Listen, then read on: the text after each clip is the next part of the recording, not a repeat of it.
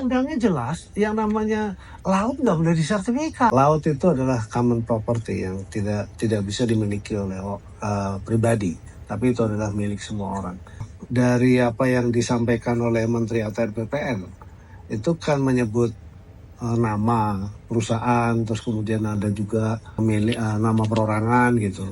Ya, kita tentu selidiki juga. Tapi yang pasti saya tahu bahwa itu untuk kepentingan reklamasi adalah ketika Menteri ATR BPN menyampaikan ada diterbitkan sertifikat di dalam air.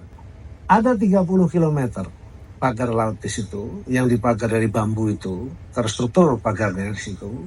Lalu kemudian di sekitar situ itu ada HGB, ya, hak guna bangun atau sertifikat lah apapun namanya, yang ada di dalam laut yang terendam dengan air itu. Saya kaget karena tidak boleh ada sertifikat di dalam laut, itu nggak bisa gitu, undang-undangnya kan begitu mengatakan.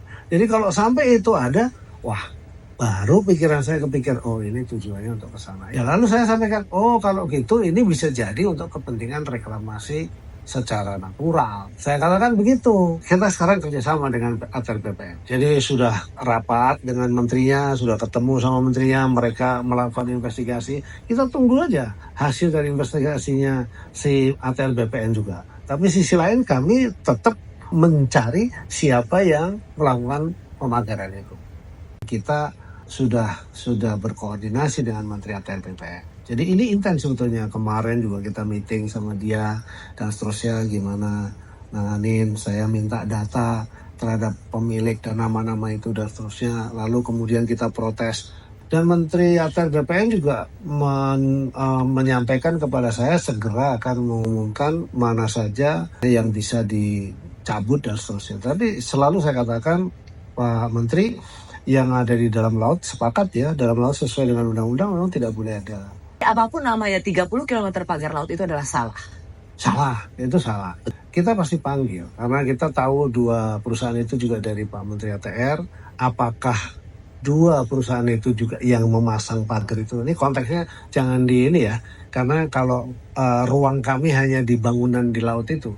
Jadi artinya kalau kita didorong ke tempat yang lain pasti salah itu. Jadi supaya publik juga bisa tahu bahwa yang membangun pagar di laut pakai bambu itu dan lain sebagainya itu yang sedang kita cari. Kalau ini ada kaitannya pasti kita akan panggil ini juga. Dan tim kita yang ada di Kementerian Kelautan Perikanan pasti sudah melakukan itu semua. Jadi di mana alamatnya, PT akan berkoordinasi dengan Kementerian ATR BPN untuk kemudian kita tanya itu.